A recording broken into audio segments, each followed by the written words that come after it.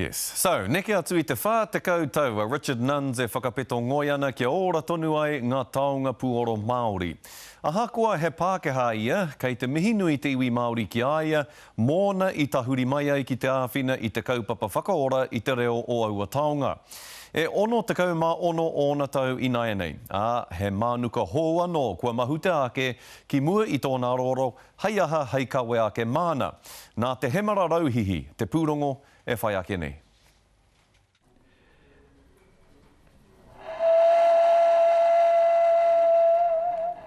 It's a very privileged thing that I get an opportunity to do. And it's just something very gently gratifying to work amongst the old who can hear those sounds and recognise those sounds, and the affirmation of that is that you're on the right track. Ko ia te tino tohunga. Engari kua tā tūmai tētahi manga. Kei Richard Nunns, te mate Parkinsons.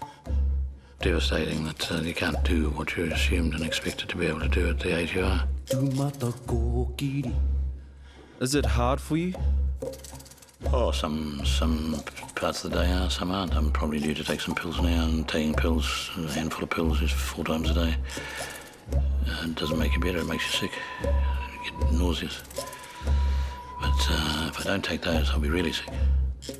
Pātuki. I tau te mate ki aia I te tau 2005, I nānei kei te kakari ia I ngā mate huki me te rūhā.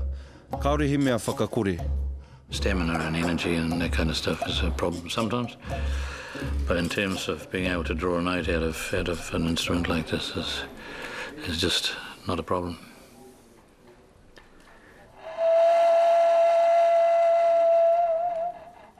A lot remains to be learned about the use of Poro as a long while.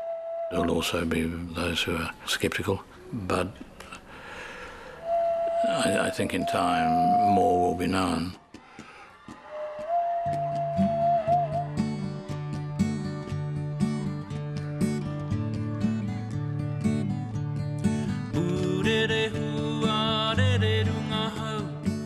I mahi a Nunns I te taha o Hirini Melbourne me te kaitāraya Brian Flintoff.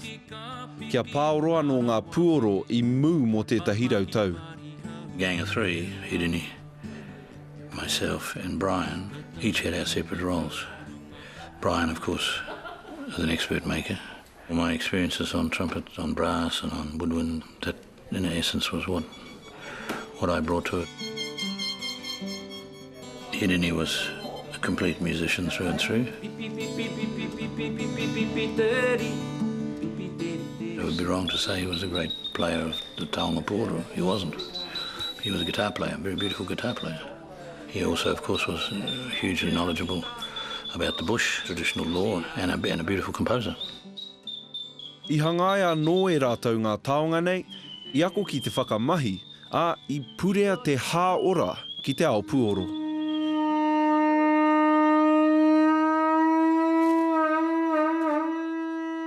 You know, you've been part of something really, really significant. You've been part of something that has brought back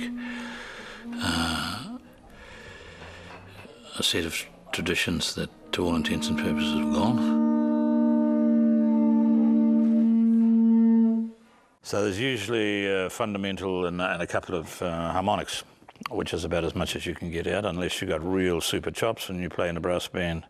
I nai nei, me mātua tuku iho ngā mātauranga nei. The other way of making it function is in fact to add a vocal component.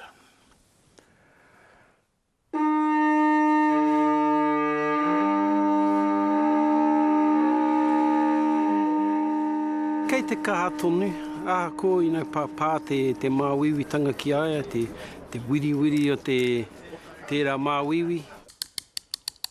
Engari kei te he nākau nui tonu ia, pāna nā mahi mea. E kauri kori ka aro atu ia ki tēnei mahi tai atu ki tōna matinga atu ki te pō. Richard Nunns, he pauako, he ringa māhora. Ahakoa ngā rangi kei mua, ko tōna wairua e kore e memeha. I play to the people. I can make the people cry.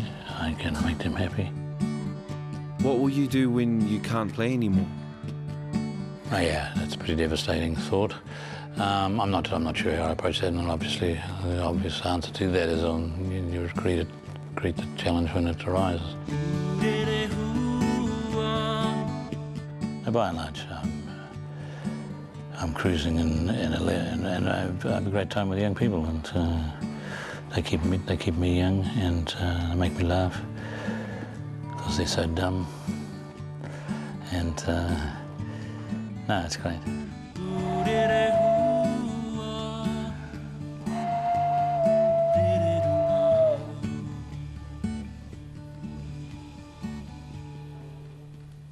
What more could you want?